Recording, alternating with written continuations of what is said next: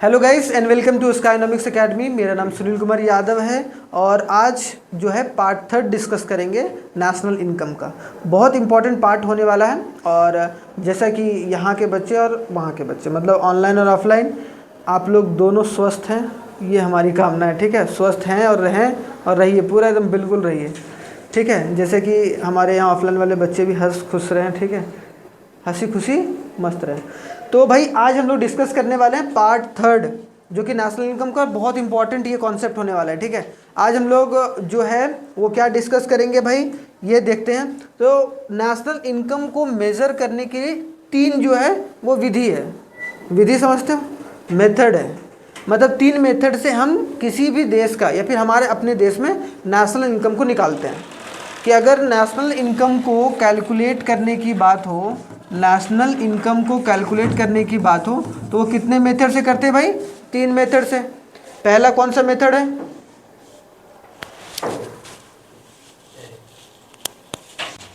पहला कौन सा मेथड है?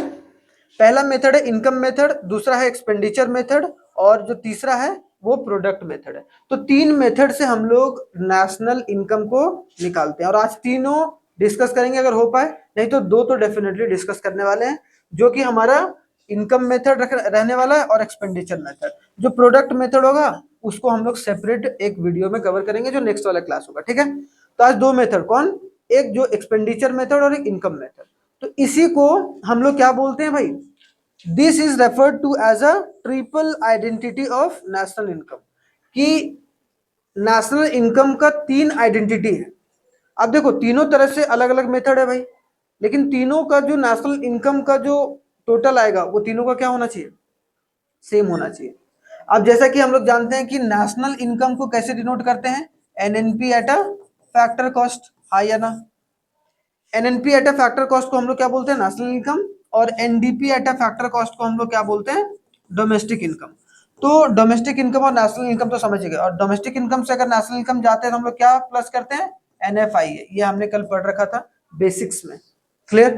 तो आज थोड़ा सा आगे आते हैं। सबसे पहला मेथड है हमारा इनकम मेथड। अब जितने भी सारे लोग कमा रहे हैं पैसा, अगर सारे लोगों का कमाया हुआ पैसा अगर हम लोग जोड़ देते हैं, उसी को हम लोग एक तरीके से इनकम मेथड से नेशनल इनकम निकालने का तरीका बोलते हैं। ठीक है, अब इसमें समझो क्या है।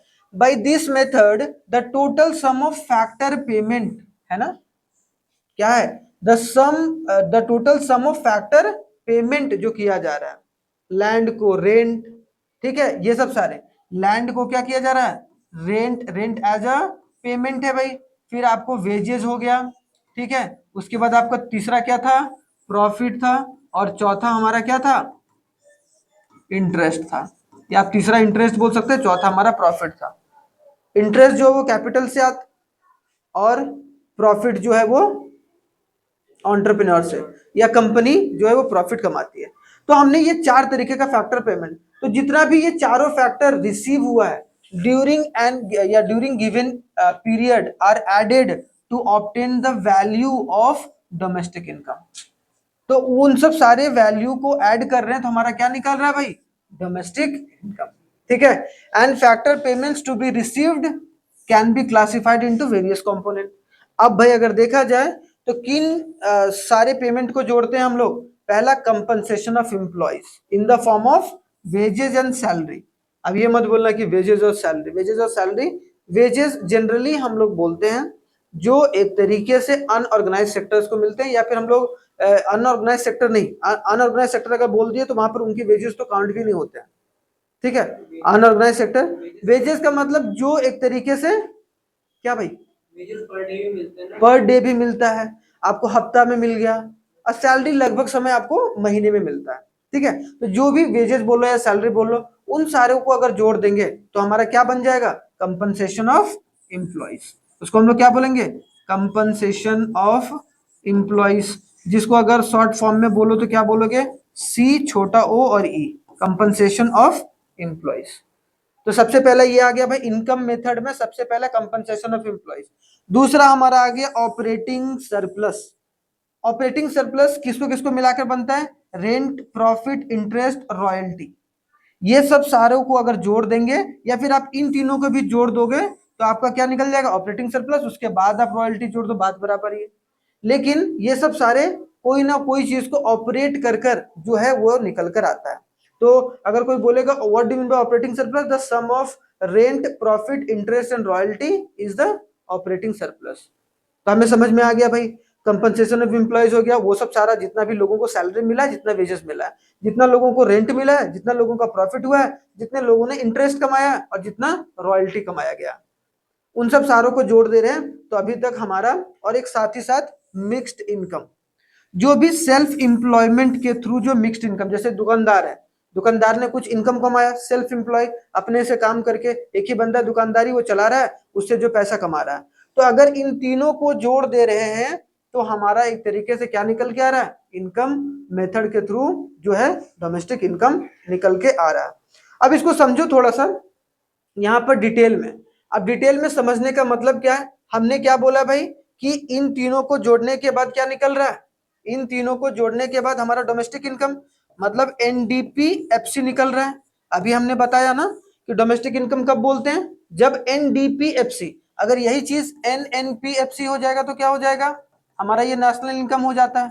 तो अगर compensation of employees, operating surplus and mix income को जोड़ रहे हैं तो निकल क्या रहा है, NDPFC, net domestic product at factor cost. Clear, यहां तक डन।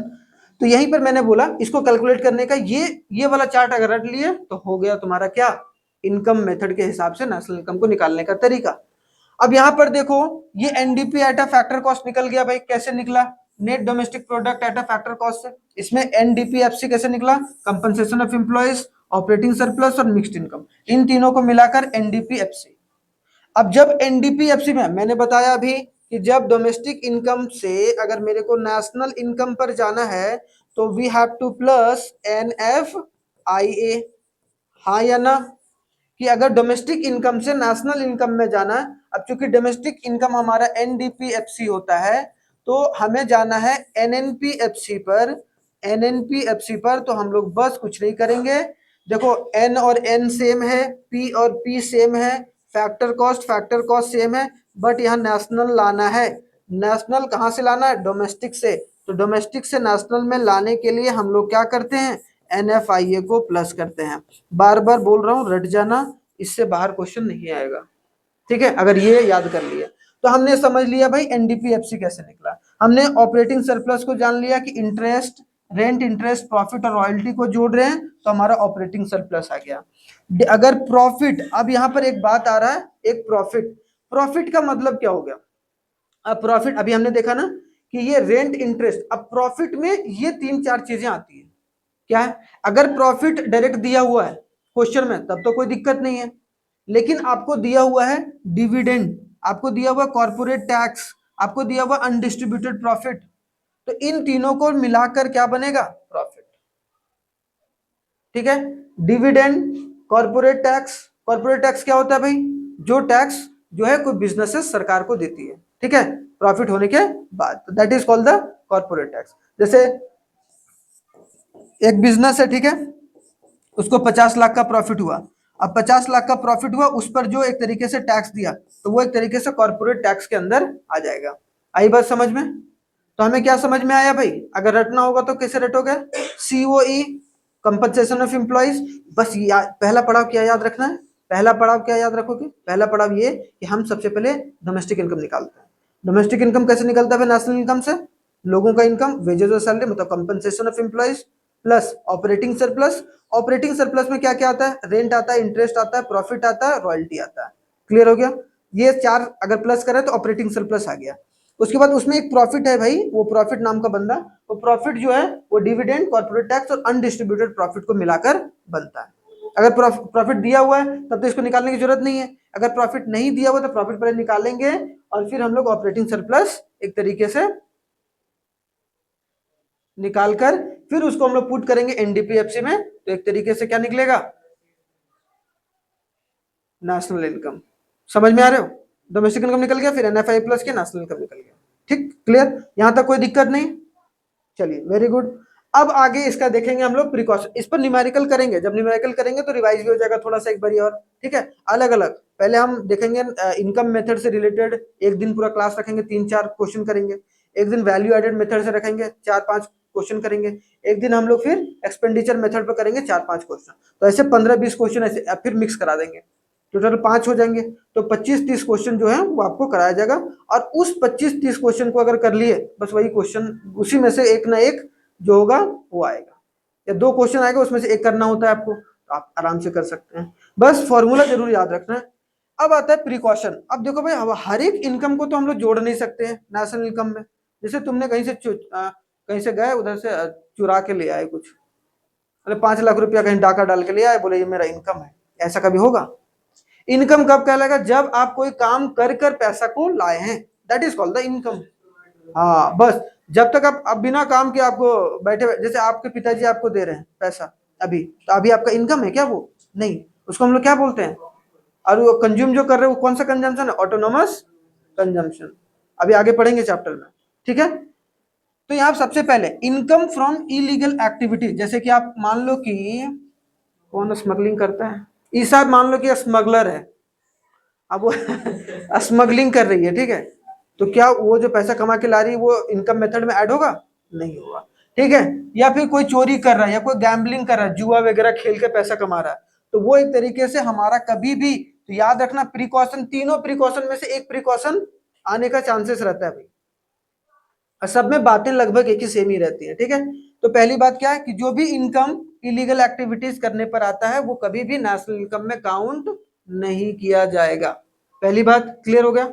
दूसरा, corresponding to the production of self consumption, अगर आप कोई भी चीज जो है वो प्रोड्यूस कर रहे हो, जैसे मान लो कि महिंद्रा का या जो एक तरीके से जो मालिक है, ठीक है, अब वो कोई महिंद्रा कार को खुद ही यूज कर रहा है, ठीक है, खुद ही यूज कर रहा है, मतलब अपना प्रोडक्शन वो खुद ही कंज्यूम कर रहा है, तो वो जो पैसा होगा, वो जो इनकम होगा, वो एक तरीके से क्या होगा? ऐड होगा, कैसे नहीं होगा? The generation of income should be taken into account. क्यों भाई? क्योंकि एक बार वो पैदावार हो चुका है ना, वो एक प्रोसेस में जा चुका है ना, उससे तो इनकम जनरेट हुआ ही होगा ना। अगर वो नहीं तो एक इमेजिनरी जो है वो इनकम के रूप में वहां पर इंक्लूड हो जाएगा, या सेल्फ कंजम्पशन के लिए किया गया जो है वो एक तरीके से इनकम मेथड में ऐड होता है, ठीक है, सेल्फ कंजम्पशन के लिए। दूसरा, ब्रोकेज, कोई ब्रोकर होता है, सेल करता है, परचेज करता है शेयर्स और बॉन्ड, टू बी इंक्लूडेड। जैसे कि मान लो कि एक बंदा है यहाँ पर जो जिसका नाम है टुनटुन टुनटुन बैंक का, अरे टुनटुन टुनटुन जो है वो क्या कर रहा है भाई? शेयर्स को या बॉन्ड को मान लो कि दूसरे लोगों के लिए खरीद खरीद कर देता है, या फिर उनको एक तरीके से सर्विस प्रोवाइड कर रहा है। मान लो कि इसको 50 शेयर वो बेचा, अब उसको आ नहीं रहा है भाई, एक आदमी है यहाँ पर श्याम, उसको बिल्कुल भी नहीं आ रहा है, वो निठल्ला है बेचारा। अब टुनटुन को आ रहा है सब चीज, क्योंकि वो सेबी का एजेंट है, security and exchange board of India, share market के बारे में बड़ा अच्छा ज्ञान है। तो उसने बोला भाई लाओ तुम पैसा, मैं तुम्हारा शेयर मार्केट में शेयर खरीद देता हूँ तुम्हारे अकाउंट पे, ठीक है। तो एक तरीके से क्या हो गया, उसने उससे पैसा लिया, तो एक तो शेयर खरीदा उस पैसे का, लेकिन उसके बीच में कुछ ब्रोकेज फीस तो भी लेगा, कुछ फीस लेगा। जैसे कोई जमीन का दलाली करता है तो दलाली लेता है कि नहीं लेता है, तो सेम उसी तरीके से वो दलाली वाला पैसा। तो ब्रोकेज अगर फीस लिया जा रहा है तो वो काम करने के बदले पैसा ले रहा है ना भाई, फ्री फ्री तो ले नहीं रहा है। तो अगर कोई आपका बॉन्ड, कोई म्यूचुअल फंड या कोई इंश्योरेंस आपको प्रोवाइड करा रहा है, तो उसमें उसके बीच में जो है वो कमीशन जाता है, और वो एज अ इनकम जो होगा वो काउंट होगा, ठीक है। तो याद रखना, brokerage on the sales and purchase of shares and bond to be included. चौथा जो आता है क्या, income in terms of windfall gains. अब तो थोड़ा बहुत बंद हो गया, जैसे मान लो अचानक से लॉटरी लग गई ड्रीम 11 में, या ड्रीम अब तो खत्म ही हो गया, सरकार ने वो नियम ला दिया कि खत्म हो गया कि अब कोई भी गेम जो है बड़ा अच्छा, लोग 49-49 रुपए लगा लगा के जो है दिन रात भर सोचता रहता था यार मैं तो करोड़पति बन जाऊंगा। हाँ बहुत सारे लोग सोचते थे, तो वो एक तरीके से खत्म कर दिया गया कि अब कोई भी ऑनलाइन गेम पैसे लेकर नहीं खे, मतलब आप बेच सकते हो, मतलब जैसे कोई पैसे लेकर आपको गेम खेलने बोल रहा है तो वो आप नहीं कर सकते, वो बैन हो गया हमारे देश में, और वो अच्छी बात है। उसे क्या हुआ, यूथ क्या होता था, अगर मान लो कोई गेम खेल रहा है, अब गेम में तुम ये ले लो, ये ले लो, ये तलवार ले लो, ये तलवार ले लो, उसमें पैसा जो है मम्मी पापा से वो लेता था। बहुत सारे ऐसे केसेस आए जिसकी वजह से अब यूथ पर असर पड़ रहा है ना भाई, तो ये चीज बंद ही कर दिया गया, हटा, खत्म करो। तो वो काम खत्म हो गया कि ऑनलाइन गेम्स में आप पैसे से रिलेटेड कुछ भी, जैसे पहले लूडो आप 10 रुपए का खेल सकते थे, 10 रुपए आप लगाओगे, 10 रुपए कहीं ऑनलाइन कोई बंदा बैठा और लगाया, और जो जीता उसके 20 रुपए खाते में आ गया। हाँ, ऐसा लूडो में, चेस में भी ऐसा था। अब वो सब सारा क्या हो गया, बंद हो गया। तो अगर कोई विंडफॉल गेम्स हो गया, जैसे कोई ड्रीम इलेवन में जीता था, बहुत सारे इंसान जीता, तो वो पैसा जो होगा कभी भी नेशनल इनकम में इंक्लूड ना होगा। ठीक है, तो उसको क्या बोलना है, तौबा तौबा। ठीक है, याद करना है। उसके बाद 5 में क्या होगा भाई, ट्रांसफर अर्निंग। अब कुछ जो पैसा, अब ट्रांसफर किसको बोलते हैं, जब अभी हमने ट्रांसफर पेमेंट के बारे में कल परसों बात करी थी। ट्रांसफर पेमेंट यूनिलैटरल होता है, एक ही तरफ का होता है। सरकार ने मान लो कि एक बेरोजगार बंदा है, अब उसको दे दिया 1,000 रुपया, 2,000 रुपया दे रहा है, मतलब वो ट्रांसफर कर रहा है ना, तो वो क्या कमा रहा है क्या पैसा को, उसको नहीं ना। ठीक है, याद रखना। जैसे ओल्ड एज पेंशन हो गया, अनएम्प्लॉयमेंट अलाउंस हो गया, बेरोजगारी भत्ता, या फिर स्कॉलरशिप जो दिया जा रहा है, बहुत सारे को स्कॉलरशिप दिया जाता है, पॉकेट एक्सपेंस जो आपके माता पिता आपको देते हैं, कभी भी वो नेशनल इनकम में इंक्लूड नहीं होगा। तो क्या होगा, क्या नहीं होगा, अगर आ गया कि भाई प्रिकॉशन लिखिए, क्या क्या हम लोगों को जो है वो एक तरीके से करना, इंक्लूड करना चाहिए या नहीं करना चाहिए इनकम मेथड के दौरान। तो ये 5 चीजें आप ध्यान रखोगे।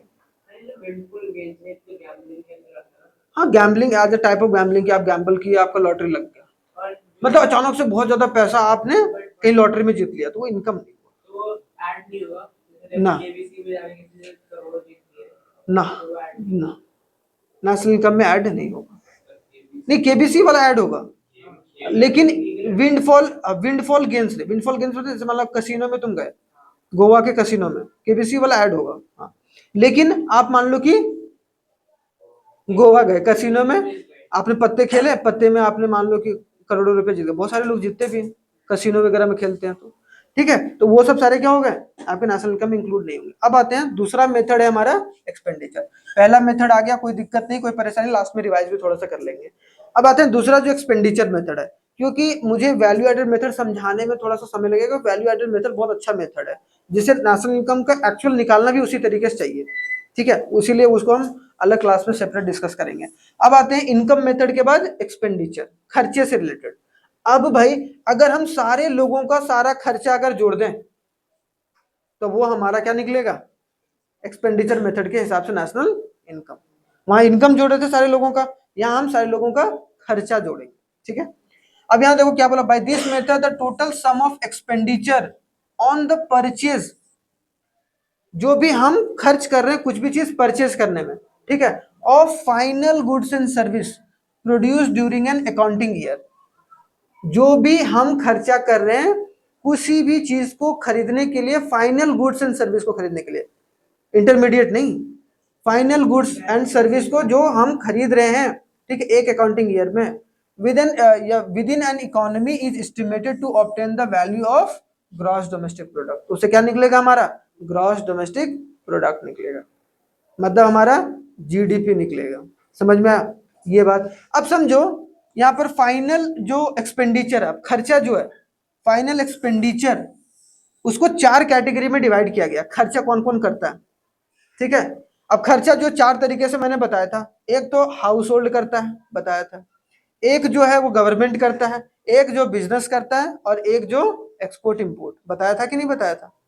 जीडीपी बताया था, अगर आपको थोड़ा सा याद होगा, GDP is equal to C plus I plus G plus X minus M, देख रहे हो।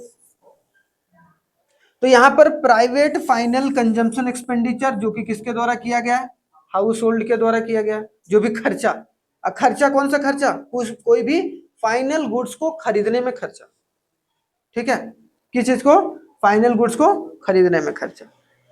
दूसरा है गवर्नमेंट फाइनल कंजम्पशन एक्सपेंडिचर, ठीक है, गवर्नमेंट जो करती है, ठीक है। उसके बाद हम लोग इन्वेस्टमेंट एक्सपेंडिचर, जो इन्वेस्टमेंट किया जा रहा है, ठीक है, इन्वेस्टमेंट एक्सपेंडिचर, उसको हम लोग दूसरा नाम क्या बोलते हैं, ग्रॉस डोमेस्टिक कैपिटल फॉर्मेशन। तो ये बहुत बार आता है कि भाई ग्रॉस डोमेस्टिक कैपिटल फॉर्मेशन ये है, तो आप लोग समझ जाना कि वो एक तरीके का इन्वेस्टमेंट एक्सपेंडिचर है जो बिजनेसेस कर रही है। ठीक है, चौथा आएगा net export. Net export is the difference between, difference है, ठीक है, यहाँ डिफरेंस है, difference between X minus M, मतलब एक्सपोर्ट माइनस इंपोर्ट। जो हम एक्सपोर्ट कर रहे हैं, जितना हम एक्सपोर्ट कर रहे हैं और जितना हम मतलब एक्सपोर्ट पर जितना खर्चा कर रहे हैं और जितना हम इंपोर्ट पर खर्चा कर रहे हैं, अगर उन दोनों खर्चों को माइनस कर देंगे that is called the net export. Clear? तो ये चार तरीके के क्या होते हैं, खर्चे होते हैं। जैसे कि हम लोग अभी देखा ना कि फैक्टर पेमेंट चार होता था जनरली, सेम उसी तरीके से खर्चे भी आपको क्या देखने को मिलेंगे, चार तरीके के।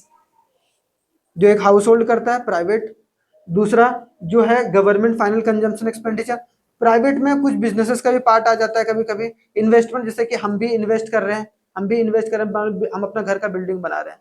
ठीक है, बस याद रखना कि ये चार तरीके होते हैं जिस तरीके से जो टोटल खर्चा किया जाता है कोई भी इकोनॉमी में। इसके अलावा बताओ कौन सा तरीका है खर्चा करने का, या तो घर वाला कर रहा है या तो बिजनेस कर रहा है। ठीक है, ये भी बात। अब आगे देखो यहाँ पर ये वाला, जैसे वहां पर इनकम मेथड था, अब ये वाला इंपॉर्टेंट है। अब क्या आता है भाई, हम लोग का सबसे पहले जीडीपी एमपी निकलता है। क्या निकलता है, जीडीपी एमपी। इनकम मेथड में क्या निकल रहा था, सबसे पहले compensation of employees, operating surplus, mix income अगर मिला रहे थे तो डोमेस्टिक इनकम, एनडीपी, एफसी। यही हम लोग मात खा जाते हैं, यही पता होना चाहिए। इनकम मेथड में क्या हो रहा था दीदी, इनकम मेथड में पहले क्या निकल रहा था, एनडीपी, एफसी, उसके बाद उसमें प्लस कर रहे थे एनएफआईए, तो एनएनपी, एफसी निकल रहा था। उसमें तीन तीन को जोड़कर हम क्या निकाल रहे थे, compensation of employees, operating surplus, mix income, NDP, FC. यहां पर पहले क्या निकलेगा आपका, जीडीपी एमपी। सारे खर्चों को जोड़ दो, private final consumption expenditure, government final consumption expenditure और gross domestic capital expenditure. Gross domestic capital जो फॉर्मेशन उसको हम लोग इन्वेस्टमेंट एक्सपेंडिचर भी बोलते हैं, हाँ या ना, इन्वेस्टमेंट एक्सपेंडिचर।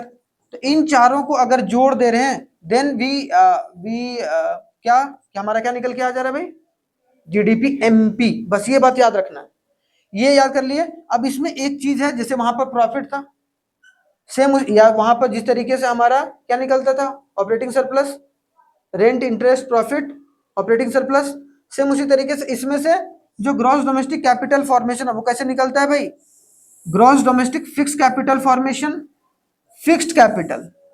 अब बहुत जगह क्या होगा कि जो हमने बड़ी बड़ी मशीनें ली है तो वो सब जो खर्चा हमने करा उसको जोड़ेंगे, और प्लस जो चेंज इन स्टॉक, इन दोनों को कभी जोड़ेंगे तो हमारा क्या निकलेगा, ग्रॉस डोमेस्टिक कैपिटल फॉर्मेशन। याद रखना, ग्रॉस डोमेस्टिक का फिक्स कैपिटल फॉर्मेशन, फिक्स्ड, यहां देखो यहां से फिक्स नहीं है, तो ग्रॉस डोमेस्टिक का fix capital formation plus change in stock, and change in stock हमने पहले भी पढ़ रखा है, that is called the closing stock minus opening stock. इसलिए मैंने बताया था कि टर्म्स इंपॉर्टेंट थे जो मैंने पढ़ाए थे वहां पर, इसलिए दो चार बार रिवाइज करोगे तो अपने आप ही याद हो जाएगा। ऑनलाइन वाले आप लोगों को ऐप पर प्रोवाइडेड हो जाएगा, ठीक है, नोट्स आपको दिख पा रहा होगा, अगर आप एप्लीकेशन पर जाएंगे तो आपको दिख जाएगा। ठीक है, तो closing stock minus opening stock, closing minus opening, opening minus closing नहीं है, क्लोजिंग माइनस ओपनिंग। ठीक है, तो हमारा क्या होगा, चेंज इन स्टॉक। तो जब चेंज इन स्टॉक को ऐड कर रहे हैं हम लोग gross domestic fixed capital formation में तो ग्रॉस निकल रहा है, और जब ग्रॉस निकल गया तो ग्रॉस यहां पर इंक्लूड कर दो। बात बराबर हो गया कि नहीं हो गया, समझ में आया, हाँ या ना, क्लियर यहां तक तुम्हें, इधर चलो ठीक है, इधर ध्यान दो। आगे देखो भाई, ये एक बार थोड़ा रीड करो,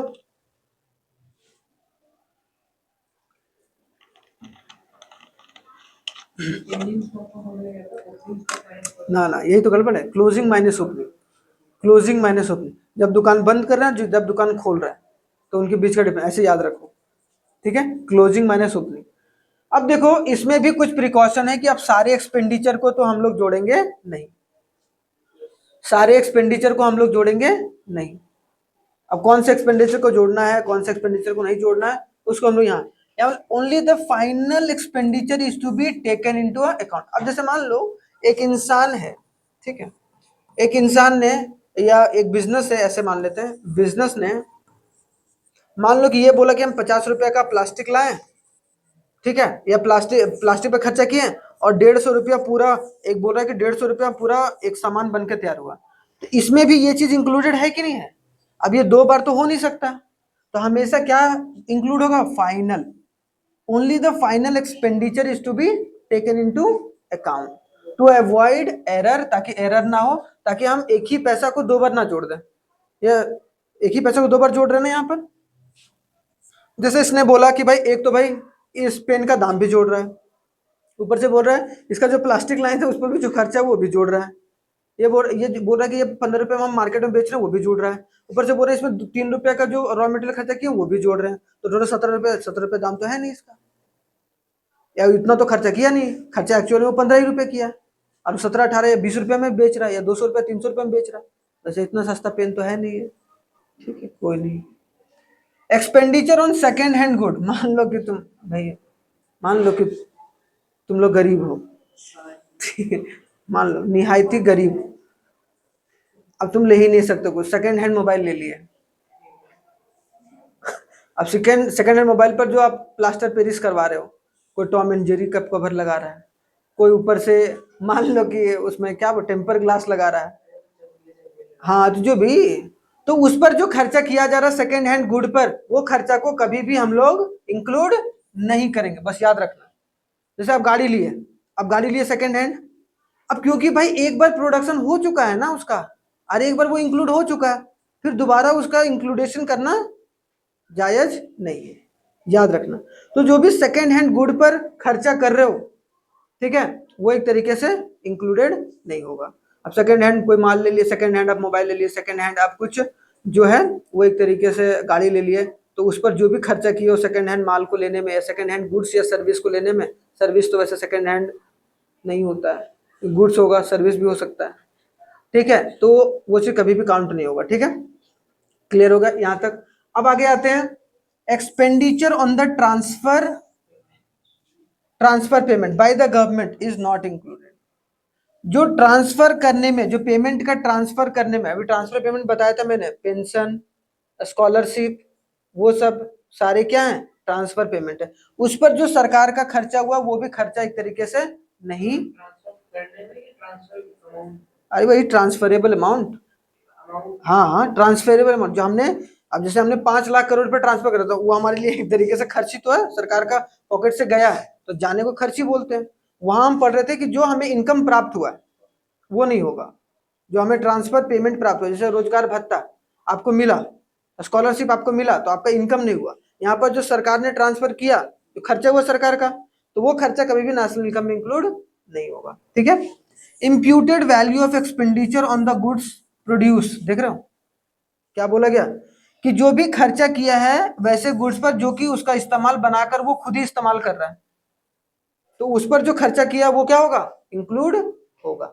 नया गाड़ी उसने खुद ही खर्चा करा उस पर, तो वो एक तरीके से क्या होगा? इंक्लूडेड होगा। ठीक है, expenditure on the shares and bonds is not to be included in the total expenditure. जो भी इंसान कोई खर्च कर रहा है शेयर्स को लेने या खरीदने में, वो इंक्लूड नहीं हो रहा, लेकिन उसका कमीशन इंक्लूड हो रहा है इनकम में। आप अगर मान लो कोई शेयर ले रहे हो, कोई बॉन्ड ले रहे हो, तो उसमें वो पैसा कभी भी एक्सपेंडिचर मेथड में इंक्लूड नहीं होगा। लेकिन अगर कोई एजेंट है वो आपके शेयर और बॉन्ड को खरीद रहा है और आप उसको कुछ कमीशन दे रहे हो, तो कमीशन वाला पैसा इंक्लूड हो रहा है इनकम मेथड में।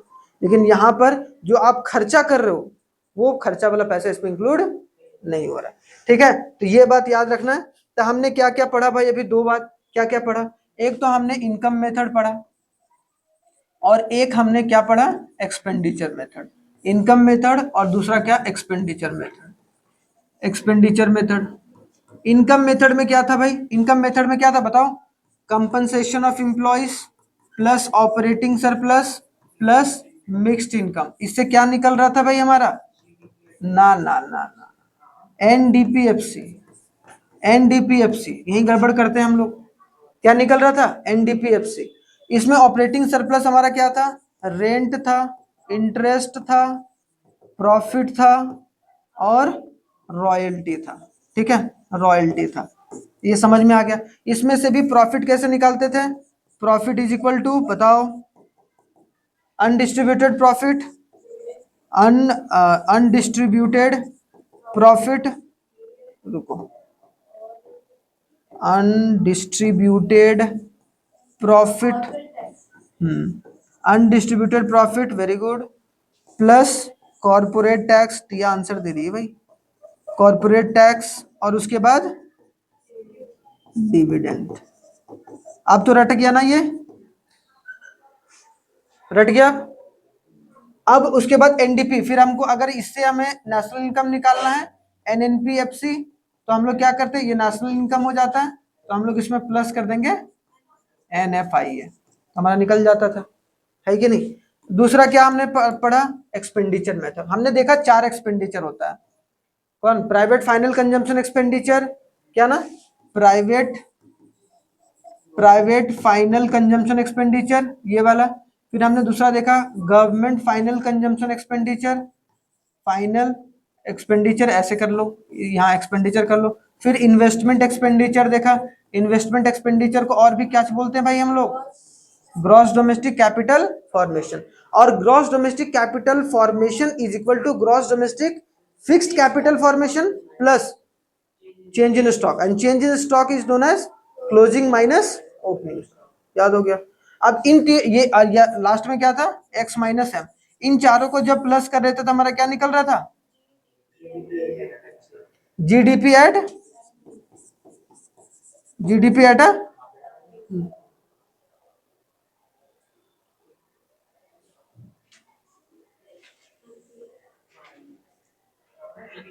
रुको ना, हाँ हाँ भाई रुक जाओ, मैं एक चीज बताना चाह, जीडीपी एमपी, अगर मान लो कि अब जीडीपी एमपी से आपको एनडीपीएफसी जाना है, तो कैसे जाओगे भाई, क्या कर दोगे, एक चीज सिर्फ ये छूटा था, देख रहे हो यहाँ पर, कि अगर हम लोग जीडीपी एमपी है, अब मेरे को क्या निकालना है, नेशनल इनकम निकालना है, ये तो जीडीपी एमपी निकला था भाई। अब जीडीपी एमपी में हमने क्या प्लस माइनस किया, डेप्रिसिएशन, क्योंकि जी से मेरे को कहां जाना है, एन में। उसके बाद हम लोग क्या किए, प्लस एनएफआईए, क्यों, क्योंकि मेरे को एन निकालना था, यहाँ पर क्या दिया हुआ था, डी, तो डी से एन में जाने के लिए प्लस एनएफआईए, और ऊपर से यहाँ फैक्टर कॉस्ट में जाना था, निकाले क्या हम लोग, मार्केट प्राइस, तो प्लस क्या किए, एनआईटी, नेट इनडायरेक्ट टैक्स। इसका सीधा सा मतलब क्या हुआ भाई, यहाँ पर अगर देखा जाए, यहाँ से अगर मेरे को, ये हमारा जीडीपी, यहाँ पर मेरे को जाना है एनएनपीएफसी, तो क्या करेंगे, जी से मेरे को कहाँ जाना है, एन में, तो क्या करेंगे, माइनस डेप, कोई दिक्कत नहीं, माइनस डेप्रिसिएशन किया ना, ग्रॉस से नेट में, जी से एन में जाने के लिए माइनस डेप। उसके बाद डी है, डी से मेरे को कहाँ जाना है, डी से एन में जाना है, तो प्लस एनएफआईए। तीसरा मार्केट प्राइस, पीपी सेम है, मार्केट प्राइस से फैक्टर कॉस्ट, जो बाजार में मिलने वाला कॉस्ट और जो फैक्टर कॉस्ट, कैसे क्या होता भाई,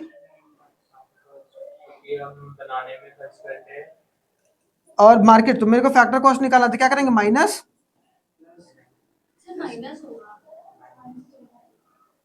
तो माइनस ही तो लिख रहा हूं क्या, माइनस, माइनस एनआईटी, ठीक है, यहाँ प्लस लिखा हुआ था, हाँ भाई देख लेता हूँ मैं,